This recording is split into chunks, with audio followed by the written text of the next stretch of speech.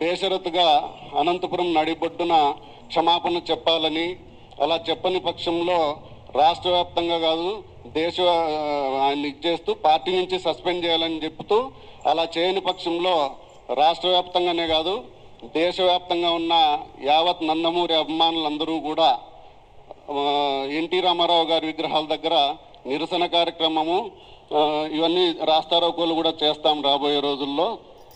అప్పటికీ చెప్పకపోతే మాత్రం దేశవ్యాప్తంగా ఉన్న ఎన్టీఆర్ అభిమానులందరికీ చలో అనంతపురం అనే పిలుపు ఇవ్వబోతున్నాం.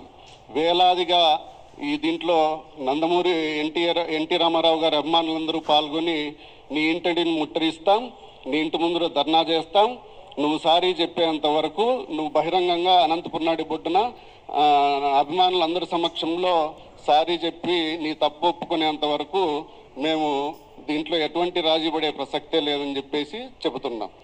జోహార్ ఎన్టీ రామారావు.